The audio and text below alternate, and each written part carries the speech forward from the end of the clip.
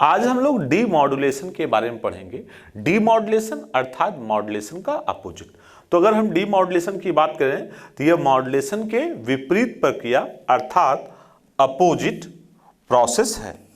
Demodulation वह प्रक्रिया, अगर हम डीमॉड्यूलेशन की बात करें, डीमॉड्यूलेशन वह प्रक्रिया है जिसमें मॉड्यूलेटेड संकेत अर्थात मॉड्यूलेटेड सिग्नल से मूल संदेश संकेत अर्थात ओरिजिनल मैसेज सिग्नल को अलग अलग एक्सट्रैक्ट किया जाता है। ऐसा परिपथ, यानी अगर हम परिपथ की बात करें, परिपथ में सर्किट की बात करें, ऐसा परिपथ अर्थात सर्किट जो मॉड्यूलेटेड तरंग, ठीक है, मॉड्यूलेटेड तरंग मतलब मॉड्यूलेटेड वेव को डीमॉड्यूलेटेड करता है, ठीक, मॉड्यूलेटेड को डीमॉड्यूलेटेड करता है, उसे हम डीमॉड्यूलेटर कहते हैं। क्या बोलते हैं? उसे डीमॉड्यूलेटर कहते हैं। अगर हम कंप्यूटर नेटवर्क में पाए जाने वाले विभिन्न शब्दावलियों, आइए हम कुछ नोड्स के बारे में बात करते हैं जो कंप्यूटर में अक्सर इस्तेमाल किया जाता है। एक शब्द है नोड, NODE, नोड। इस शब्द का क्या मतलब है? तो कंप्यूटर नेटवर्क से जुड़े किसी युक्ति यानी किसी डिवाइस या सिस्टम को नोड कहते हैं। यानी कंप्यूटर नेटवर्क से जुड़ा कोई भी डिवाइस होगा उसे क्या कहेंगे? नोड कहेंगे, ठीक। दूसरे, अगर हम दूसरे शब्दों में कहें तो नोड कंप्यूटर नेटवर्क से जुड़े कई कंप्यूटरों का अंतिम बिंदु यानी लास्ट पॉइंट होता है जो नेटवर्क के संसाधनों यानी रिसोर्स का प्रयोग कर सकता है, जो नेटवर्क के संसाधनों यानी रिसोर्स का प्रयोग कर सकता है, ठीक है। आगे कह दें, कोई नोड एक प्रेषक सेंडर, किसी नोड की बात करें तो या सेंडर हो सकता है और प्राप्तकर्ता रिसीवर दोनों के समान कार्य करता है। यानी नोड की बात करें तो सेंडर भी हो सकता है और रिसीवर भी हो सकता है। नेटवर्क से जुड़े प्रत्येक युक्ति यानी डिवाइस में एक नेटवर्क एड्रेस होता है। जो भी नेटवर्क से जुड़ेगा उसमें कोई ना कोई नेटवर्क एड्रेस जरूर होगा। आगे अगर हम सर्वर की बात करें, सर्वर एक सॉफ्टवेयर, सर्वर की बात करें, सर्वर एक सॉफ्टवेयर या हार्डवेयर युक्ति डिवाइस होती है। सर्वर क्या है? या सॉफ्टवेयर या हार्डवेयर है जो नेटवर्क पर किए गए अनुरोधों, ये नेटवर्क पर जो हम रिक्वेस्ट करते हैं को स्वीकार करता है, मतलब एक्सेप्ट करता है, तथा प्रतिक्रिया यानी रिएक्शन देता है, यानी उसको स्वीकार करता है और रिएक्शन देता है। आगे हम सर्वर को नेटवर्क से जुड़े प्रत्येक कंप्यूटर को विभिन्न प्रकार की सेवाएं या सर्विस प्रदान करता है, ठीक है। ये डिफरेंट सर्विसेज ही प्रदान करता है। आगे हम देखते हैं क्लाइंट। अगर हम क्लाइंट की बात करें तो क्लाइंट एक कंप्यूटर होता है। क्लाइंट क्या है? क्लाइंट एक कंप्यूटर होता है जो दूरस्थ यानी रिमोट कंप्यूटर या सर्वर के संसाधनों इन रिसोर्सेज से जुड़कर उनका उपयोग करता है। या सर्वर की बात करें तो सर्वर द्वारा दिए जाने वाले सेवाओं का उपयोग, जो सर्वर सेवाएं देता है, उपयोग करने वाले किसी कंप्यूटर या कंप्यूटर प्रोग्राम को क्लाइंट कहते हैं। जो सर्विस लेता है उसे हम क्या कहते हैं? उसे हम क्लाइंट कहते हैं। आगे हम बैंडविड्थ की बात करते हैं कि बैंडविड्थ है क्या। तो अगर हम बैंडविड्थ की बात करें तो बैंडविड्थ आवृत्तियों यानी फ्रीक्वेंसी की वह सीमा होती है। बैंडविड्थ क्या होती है? फ्रीक्वेंसियों की वह सीमा होती है जो संकेत सिग्नल को बिना क्षीण यानी एटीन्यूएशन के पर्याप्त रूप से प्रसारित ट्रांसमिट करने के लिए उपयोग की जाती है। डेटा संचारण के समय बैंडविड्थ की गणना माध्यम में उपलब्ध हाईएस्ट और लोएस्ट आवृत्तियों ये फ्रीक्वेंसी के बीच अंतर यानी डिफरेंस के रूप में की जाती है। जो हाईएस्ट फ्रीक्वेंसी है और लोएस्ट के बीच की डिफरेंस के रूप में करते हैं। अतः संक्षेप में कहें, अगर शॉर्ट में हम कहें तो किसी संचार माध्यम यानी कम्युनिकेशन मीडियम की सूचना इंफॉर्मेशन वहन करने की क्षमता यानी कैपेसिटी को बैंडविड्थ कहते हैं, ठीक। बैंडविड्थ क्या है? बैंडविड्थ उसके सूचना को वहन करने की क्षमता को यानी कैपेसिटी को बैंडविड्थ कहते हैं। तो एक बार फिर समझ लेते हैं कि बैंडविड्थ है क्या। ये कई बार एग्जाम में पूछता है। तो बैंडविड्थ आवृत्तियों यानी फ्रीक्वेंसी की वह सीमा है। बैंडविड्थ क्या है? फ्रीक्वेंसी की वह सीमा है जो बिना क्षीणन यानी बिना एटीन्यूएशन मतलब बिना लॉस के पर्याप्त रूप से प्रसारित ट्रांसमिट करने के उपयोग की जाती है। मतलब जो भी हम डेटा ट्रांसमिट करते हैं उसकी बात कर रहा। डेटा संचारण के समय बैंडविड्थ की अगर हम बात करते हैं गणना माध्यम में उपलब्ध उच्चतम हाईएस्ट और लोएस्ट आवृत्तियों ने फ्रीक्वेंसी के बीच अंतर इन डिफरेंस के रूप में की जाती है। मतलब हाईएस्ट फ्रीक्वेंसी और लोएस्ट फ्रीक्वेंसी का जो डिफरेंस होता है that is known as the bandwidth. आगे बात करता है, संक्षेप में कहें तो किसी संचार माध्यम अर्थात कम्युनिकेशन मीडियम की सूचना इंफॉर्मेशन वहन करने की क्षमता यानी जो उस कैपेसिटी होती है उसको हम क्या कहते हैं, उसको हम बैंडविड्थ कहते हैं। आगे देखते हैं, किसी माध्यम का बैंडविड्थ जितना अधिक होगा यानी किसी भी मीडियम का बैंडविड्थ जितना अधिक होगा उसमें डेटा का संचारण भी उतना ही तेज होगा। ठीक है, जितना अधिक होगा उसमें डेटा का संचारण भी अधिक होगा। आगे बात करते हैं, संचार माध्यम यानी कम्युनिकेशन मीडियम की बैंडविड्थ की हम बात करें, बैंडविड्थ माध्यम की आवृत्ति अर्थात चौड़ाई फ्रीक्वेंसी विड्थ होती है। क्या होती है? फ्रीक्वेंसी विड्थ होती है, जो माध्यम के भौतिक गुणों जैसे पदार्थ मटेरियल की मोटाई थिकनेस और लंबाई लेंथ आदि पर निर्भर करती है। मतलब उसकी थिकनेस और उसकी लेंथ पर निर्भर करती है। आगे बात करते हैं, एनालॉग सिग्नल के लिए बैंडविड्थ को चक्र प्रति सेकंड या हर्ट्ज में मापते हैं। अगर हम एनालॉग सिग्नल की बात करें तो साइकिल पर सेकंड, एक सेकंड में कितनी साइकिल की बात करेंगे या हर्ट्ज में मापते हैं। डिजिटल संकेत अर्थात डिजिटल सिग्नल के लिए, किसके लिए? डिजिटल सिग्नल के लिए बैंडविड्थ को बिट पर सेकंड या बीपीएस या बाइट्स पर सेकंड में मापते हैं। आगे हम बात करते हैं, डिजिटल संकेत के लिए, अगर डिजिटल संकेत की हम बात करें तो डिजिटल संकेत के लिए बैंडविड्थ को केबीपीएस, किसमें? केबीपीएस या अर्थात किलो बिट्स पर सेकेंड या एमबीपीएस मेगाबिट्स पर सेकेंड अथवा जीबीपीएस यानी गीगाबिट्स पर सेकेंड में भी मापा जाता है। इसको जीपीएस या बीपीएस या एमपीपीएस में भी नापते हैं। आगे हम बात करते हैं बिट दर अर्थात बिट रेट की। तो बिट रेट है क्या? प्रति सेकेंड पर सेकेंड संचारित अर्थात ट्रांसमिटेड डेटा बिटों की संख्या, डेटा नंबर्स ऑफ बिट, ठीक है, को बिट दर कहते हैं। यानी अगर हम जो एक सेकंड में कितना बिट ट्रांसफर होगा उसको बिट दर कहते हैं। बिट दर, दूसरे शब्दों में बिट दर को प्रति सेकंड यानी पर सेकंड, एक सेकंड में कितना बिट हम भेज सकते हैं, यात्रा या ट्रेवल के बिटों की संख्या द्वारा भी परिभाषित किया, डिफाइन किया सकता है। बिट दर डेटा संचारण, डेटा ट्रांसमिशन की गति, स्पीड को प्रदर्शित करता है। यानी जितना बिट दर होगा यानी उतना फास्ट डेटा की स्पीड है। बिट दर को डेटा संचारण की गति अर्थात स्पीड को प्रदर्शित करता है। बिट दर को बीपीएस या केबीएस या एमबीपीएस अथवा जीपीएस में भी मापा जाता है। ठीक है, तो जैसे हमने बताया कि बिट दर जो इसकी स्पीड होती है वो आपका बीपीएस, केपीबीएस या एमपीबीएस या जीपीएस में भी मापा जाता है। आगे बात करते हैं, बिट दर की कंप्यूटर दक्षता अर्थात कंप्यूटर एफिशिएंसी पर बल देता है। यानी कंप्यूटर कितना आपका एफिशिएंट है इस बात के बारे में बताता है। बिट दर इज इक्वल टू बॉड दर। अगर बिट दर की बात करें, बॉड दर इंटू बिट की संख्या अर्थात नंबर ऑफ बिट्स पर बॉड, इससे हम बिट दर को ज्ञात कर सकते हैं। ठीक, आगे हम बॉड रेट की बात करते हैं। अगर हम बॉड रेट की बात करें तो इसे प्रतीक दर, सिंबल रेट भी कहते हैं।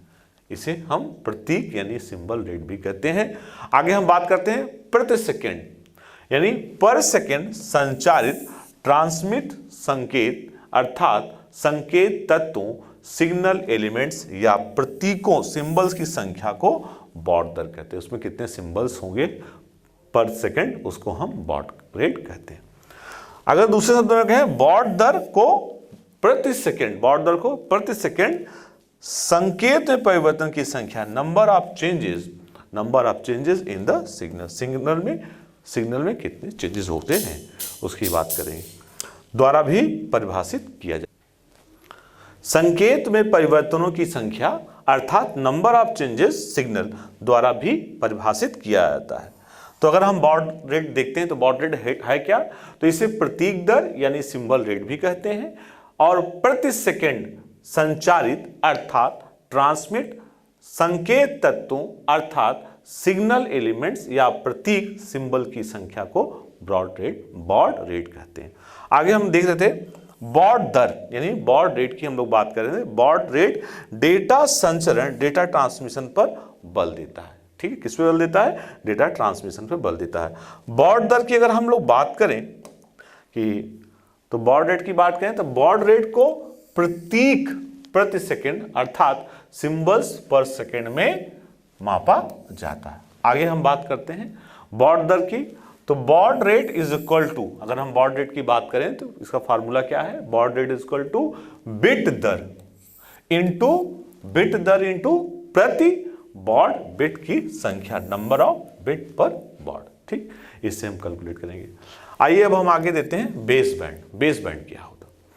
अगर हम बेस बैंड को समझें तो ऐसी संचार तकनीकी यानी कम्युनिकेशन टेक्निक जिसमें डिजिटल संकेतों या डिजिटल सिग्नल को बिना मॉड्यूलेशन विदाउट मॉड्यूलेशन किए गए पारेषण माध्यम यानी ट्रांसमिशन मीडियम पर संचारित या ट्रांसमिट किया सकता है। ठीक है, हमें उसको मॉड्यूलेशन की जरूरत ही नहीं है। बेस बैंड की बात करें, बेस बैंड डेटा स्थानांतरण यानी डेटा ट्रांसमिशन में डिजिटल संकेतों का उपयोग करता है। किसका उपयोग करता है? डिजिटल संकेतों अर्थात डिजिटल सिग्नल का उपयोग करता है। अर्थात बेस बैंड विभिन्न वोल्टेज स्तरों, किसके? विभिन्न वोल्टेज स्तरों की हम बात कर रहे थे, वोल्टेज लेवल के पल्स के रूप में सीधे अर्थात डायरेक्ट बाइनरी मान 0 तथा 1 भेजता है। ये क्या करता है? सीधे 0 और 1 को भेजता है। आगे देखते हैं बेस बैंड में डेटा संचारण अर्थात डेटा ट्रांसमिशन के लिए ब्रॉडबैंड की अपेक्षा कम बैंडविड्थ अर्थात लेस बैंडविड्थ का उपलब्ध रहता है। इसमें आपका जो बैंडविड्थ होती है कम रहती है।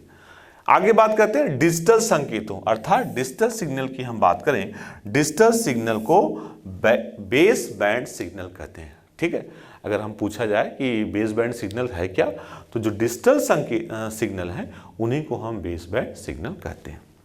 अर्थात बेस बैंड द्विदिश संचार यानी बाई डायरेक्शनल कम्युनिकेशन। अगर हम बेस बैंड की बात करें तो ये बाई डायरेक्शनल कम्युनिकेशन का समर्थन अर्थात सपोर्ट करता है। अर्थात यह एक साथ साइमल्टेनियसली डेटा भेजकर प्राप्त कर सकता है। यानी इसमें साइमल्टेनियसली डेटा भेज भी सकते हैं और हम प्राप्त भी कर सकते हैं। तो बेस बैंड है क्या? बेस बैंड एक तरह से जो डिजिटल सिग्नल है उसी को हम लोग बेस बैंड कहते हैं। आगे हम बात करते हैं बेस बैंड द्विदिश संचार। हमने बताया कि बाई डायरेक्शनल कम्युनिकेशन का समर्थन करने के लिए एक साथ दो, एक भेजने के लिए तथा दूसरा प्राप्त करने के लिए अलग अलग विद्युत परिपथ यानी इलेक्ट्रिक सर्किट्स का उपयोग करता है। परंतु यह एक समय में केवल एक ही डेटा चैनल स्थानांतरित यानी ट्रांसमिट करता है। आगे अगर हम बेस बैंड की बात करें तो बेस बैंड में टाइम डिवीजन मल्टीप्लेक्सिंग TDM का उपयोग होता है। इसके मुख्य उपयोग की बात करें, इसका मुख्य उपयोग ईथरनेट लैन नेटवर्क में होता है। किसमें होता है? ईथरनेट लैन नेटवर्क में होता है। आइए अब हम आगे देखते हैं। आगे है ब्रॉडबैंड के बारे में समझते हैं कि ब्रॉडबैंड क्या है। अब ऐसी संचार तकनीकी अर्थात कम्युनिकेशन टेक्निक जिसमें एनालॉग सिग्नल को मॉड्यूलेशन करके पारेषण यानी ट्रांसमिशन मीडियम पर संचारित अर्थात ट्रांसमिट किया जाता है, क्या कहलाता है? ब्रॉडबैंड कहलाता है। तो ब्रॉडबैंड क्या है? ब्रॉडबैंड जिसमें एनालॉग सिग्नल को मॉड्यूलेट, ठीक है, एनालॉग सिग्नल को मॉड्यूलेशन करके ट्रांसमिशन मीडियम पर संचारित ट्रांसमिट किया जाता है, क्या कहलाता है? ब्रॉडबैंड कहलाता है। आगे बात करते हैं ब्रॉडबैंड में विशाल मात्रा यानी लार्ज अमाउंट में डेटा, आवाज, वॉइस और वीडियो आदि को एक साथ लंबी दूरी इन लॉन्ग डिस्टेंस तक भेजा जाता है। ठीक है, इसमें हम लॉन्ग डिस्टेंस भेज सकते हैं। आगे बात करते हैं ब्रॉडबैंड की, अर्थात लार्ज ब्रॉडबैंड की। डेटा स्थानांतरण, डेटा ट्रांसमिशन में एनालॉग संकेतों, किसकी बात करते हैं? एनालॉग संकेतों यानी एनालॉग सिग्नल का उपयोग करता है। किसका उपयोग करता है? एनालॉग सिग्नल का उपयोग करता है। अगर हम ब्रॉडबैंड की बात करें तो ब्रॉडबैंड में डेटा संचारण अर्थात डेटा ट्रांसमिशन के लिए विशाल बैंडविड्थ यानी लार्ज बैंडविड्थ उपलब्ध रहता है। इसलिए इसमें डेटा संचारण यानी डेटा ट्रांसमिशन की गति, स्पीड तीव्र अर्थात फास्ट होती है। अगर हम ब्रॉडबैंड की बात करें तो ब्रॉडबैंड एक साथ कई नोडों पर डेटा संचारित करने के लिए फ्रीक्वेंसी डिवीजन मल्टीप्लेक्सिंग यानी एफडीएम का उपयोग करता है। किसका उपयोग करता है? एफडीएम का उपयोग करता है। ब्रॉडबैंड केवल एक दिशी यानी यूनी डायरेक्शनल कम्युनिकेशन का समर्थन सपोर्ट करता है। अगर हम ब्रॉडबैंड की बात करें तो ये केवल एक दिशा यानी यूनी डायरेक्शनल कम्युनिकेशन का ही सपोर्ट करता है, अर्थात यह माध्यम मीडियम के दोनों सिरों पर जुड़े नोड्स पर एक समय में केवल डेटा सेंड अथवा प्राप्त रिसीव कर सकता है, या तो भेज सकता है, सेंड कर सकता है या रिसीव कर सकता है। आगे अगर हम ब्रॉडबैंड की बात करें तो ब्रॉडबैंड प्रसारण में रेडियो तरंगे, radio waves, fibre optic cable, coaxial cable आदि का उपयोग किया जाता है। ठीक, आगे अगर हम समझते हैं इसको, ब्रॉडबैंड का उपयोग मुख्यतः केबल टीवी और टेलीफोन नेटवर्क आदि में होता है। किसमें होता है? इसका उपयोग केबल टीवी में और टेलीफोन नेटवर्क आदि में होता है। ठीक, आगे हम देखते हैं पास बैंड। अगर हम पास बैंड को समझते हैं, पास बैंड आवृत्तियों अर्थात फ्रीक्वेंसी या तरंग दैर्घ्य वेवलेंथ की सीमा रेंज होती है। क्या होता है? अगर हम पास बैंड की बात करें या फ्रीक्वेंसी या तरंग दैर्घ्य की एक सीमा रेंज होती है जो एक इलेक्ट्रॉनिक फिल्टर से गुजर सकता है। किससे गुजर सकता है? इलेक्ट्रॉनिक फिल्टर से गुजर सकता है। आगे अगर हम पास बैंड की बात करें तो पास बैंड संकेत सिग्नल बैंड पास फिल्टर का निर्गत यानी आउटपुट होता है, उसका ये आउटपुट होता है। दूसरे शब्दों में हम कहें पास बैंड संकेत, पास बैंड सिग्नल प्रायः मॉड्यूलेटेड सिग्नल, क्या ये मॉड्यूलेटेड सिग्नल या संचारित यानी ट्रांसमिटेड सिग्नल होते हैं। ठीक है, ये क्या होते हैं? संचारित सिग्नल्स होते हैं।